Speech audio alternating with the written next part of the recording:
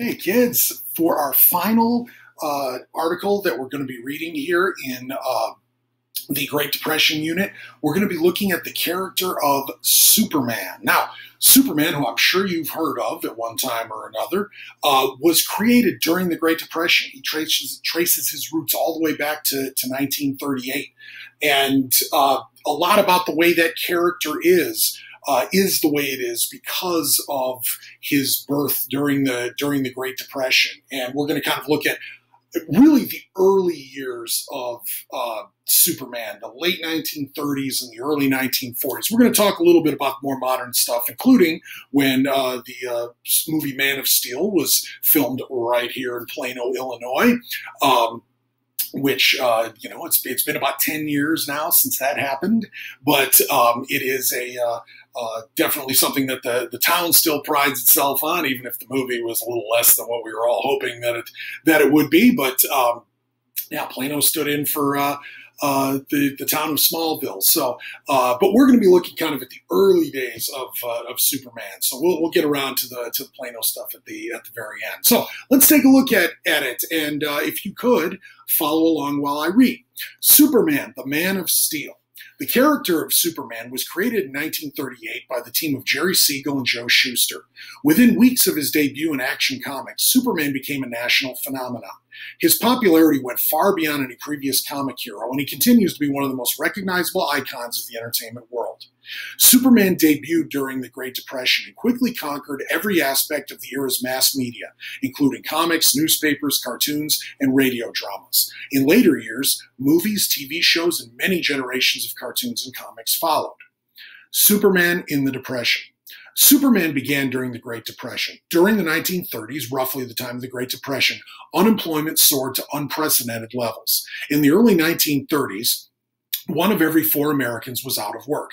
In Siegel and Shuster's hometown of Cleveland, Ohio, the number was much higher. Jerry Siegel and Joe Shuster met as high school students in 1931. The two became fast friends while living through the very worst of the Depression. Both had an interest in science fiction as well as adventure movies. During this time, the two became interested in comics. While writing for their school's newspaper, they experienced firsthand the hard times of the Depression. Joe Shuster often had to draw his comic ideas while wearing gloves because there was no money to heat the Shuster family's apartment. Jerry Siegel took a job after school as a delivery boy. The $4 a week he earned helped to keep his family afloat during those rough times.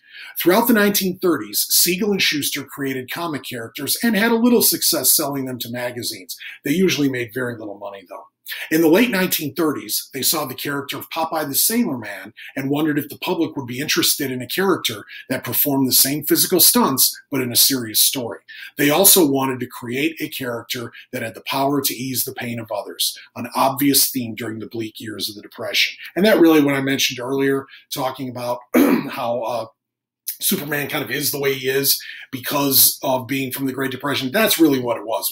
It was a time where people were just suffering, and they needed somebody who could ease that suffering, somebody who could stand up for them, and and do it in an interesting sort of way. So that was where the appeal of the original character when it first started came from. There you see the cover of the very first Superman comic book, Action Comics #1 in June 1938. They came up with Superman. This idea, copied so many times since then, was to take an alien with amazing powers and put him in the middle of ordinary situations. Until then, comic characters were always normal humans like Buck Rogers or Flash Gordon. They were normal men placed on strange and exotic worlds. Superman was the opposite. He was an extraordinary being placed on Earth. Jerry Siegel later said, "All this time we really felt we had something that was really different, something that the public would really take to its heart." Within weeks of the premiere of Superman in Action Comics #1, the character became the most popular comic character ever. A few months later, in early 1939, Superman became a daily comic strip, which ran every day in hundreds of newspapers across the country from 1939 to 1966.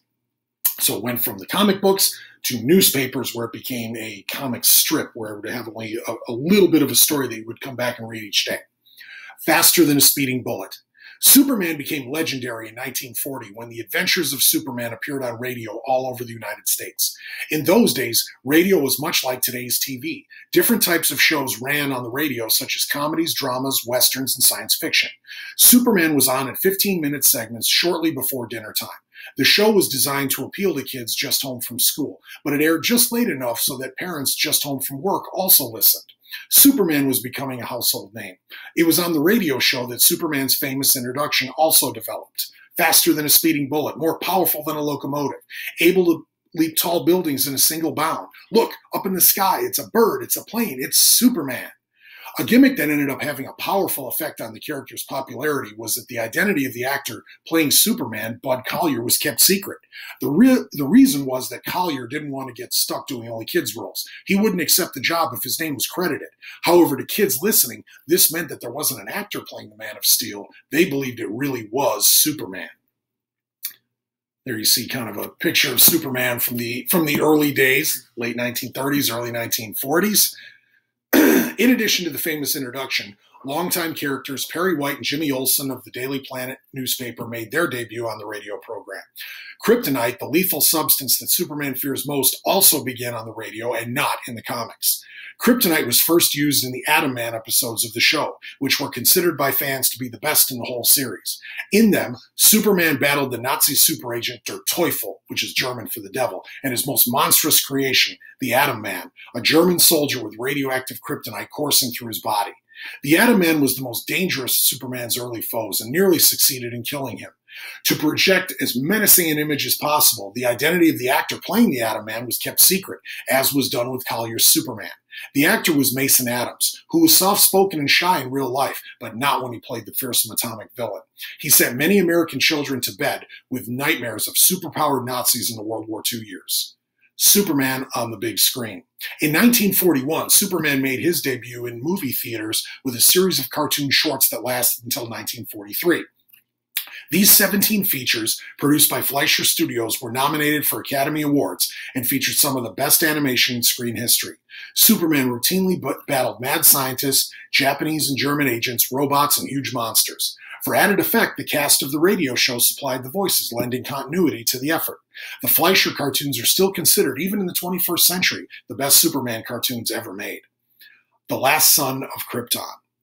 Superman remains an icon even today. His popularity has never diminished. In 1993, when Superman was killed in a battle with the villain Doomsday, an astonishing 6 million copies of the issue were sold to the public, who were led to believe by the national press that this really was the end of Superman. In fact, all that was ever intended was to temporarily kill off Superman, so he could later return with a change in his character and with fewer powers. This was done regularly in comics, but it had never been attempted with Superman. DC Comics editor Mike Carlin later described the controversy. This was old news to us. The real newspapers got a hold of the story and actually believed it. We were stunned. We couldn't believe people fell for it as hard as they did. Superman calls Plano, Illinois home.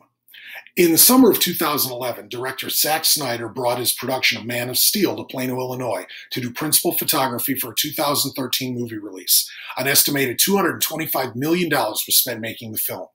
Plano stood in for Superman's Earth hometown of Smallville and provided the setting for the film's climax. Plano residents got used to the sound of helicopters whirring overhead and the last son of Krypton, or at least actor Henry Cavill, hanging from bungee cords and trees on Main Street.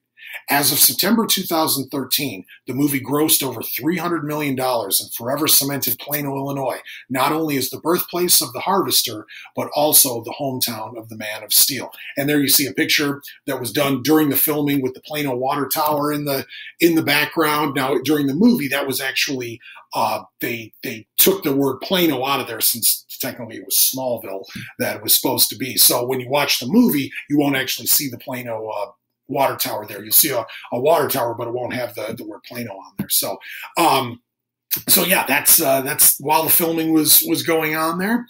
And then this looks like a job for Superman. Today, people can still find Superman everywhere, from comic shops and bookstores to TV and movies. He continues to be a giant of mass media in the 21st century. One thing for sure, as long as the battle for truth and justice continues, there will be a need for the Man of Steel. So the character continues on.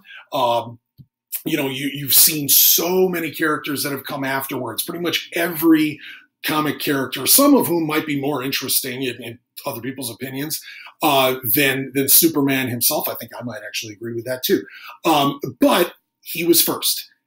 Superman did it that way, and then other characters have come along since then, where they took that basic formula and they sort of changed it around, improved upon it, made it unique, made it their own, and so you ended up with this whole universe of comic characters. Well, pretty much it all started with Superman back in June of 1938 during the bleak days of the Great Depression. So I hope you enjoyed that one.